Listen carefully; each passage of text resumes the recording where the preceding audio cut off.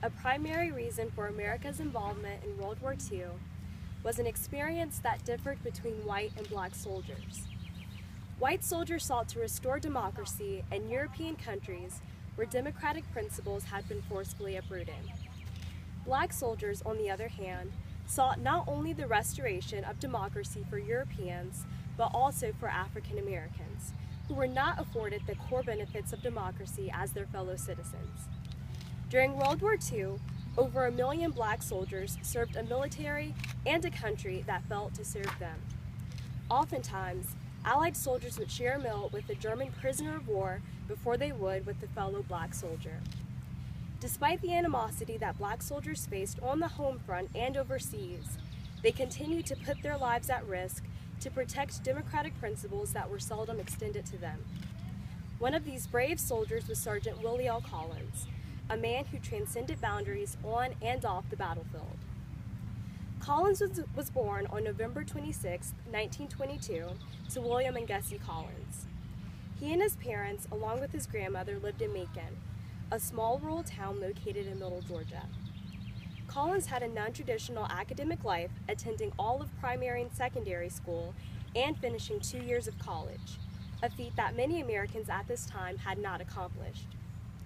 With the outbreak of World War II, the rural town of Macon had become increasingly industrialized along with many other southern cities.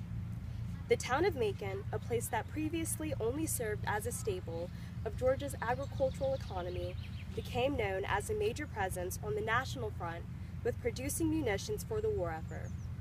Over 16,000 people flocked to the factories of Macon, eager to serve their country by helping out in any way possible. Collins, however, decided to show his pride for his country by voluntarily enlisting on February 2, 1943 at Fort Benning, an Army base located near Columbus, Georgia.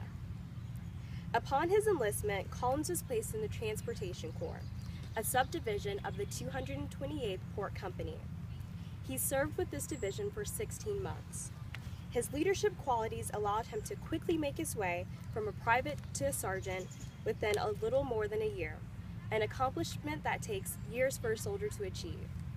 He was also awarded with the Sharpshooter's Medal, which was especially impressive considering that he did not belong to a combat unit. On June 6, 1944, the 490th Port Battalion hit Utah Beach under the direction of the 531st Engineer Shore Regiment. Armed with fierce determination, this unit, along with others, raced onto Utah Beach in hopes of launching a campaign to liberate the harbor of Cherbourg and ultimately the nation of France. The shores of Utah Beach were riddled with deadly traps that formed the Atlantic Wall, a barrier created by the Germans to deter Allied forces from attacking the beaches. German artillery, which proved to be a devastating force used against the Allies, was responsible for the death of Sergeant Willie L. Collins. He was the only man from this unit killed on D-Day and was awarded with the Purple Heart posthumously.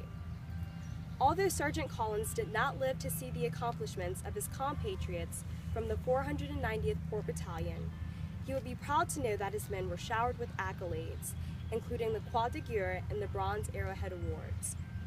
Sergeant Collins used his life to test and transcend boundaries that had been placed in his way. He took paths not often traveled as a way to better himself and those around him. Living in an era tainted by restrictive Jim Crow laws, Collins overcame these racially motivated impediments by finding ways to pursue all academic and career options while residing in the Deep South.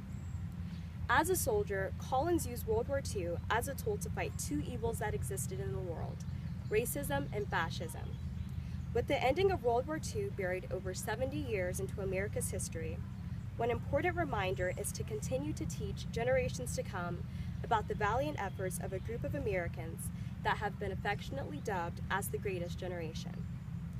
The sacrifice of Sergeant Willie L. Collins and the other million African American soldiers who served in World War II led to the eradication of fascism in Europe and served as a catalyst for the Civil Rights Movement, ultimately securing democracy for both Europeans and African Americans.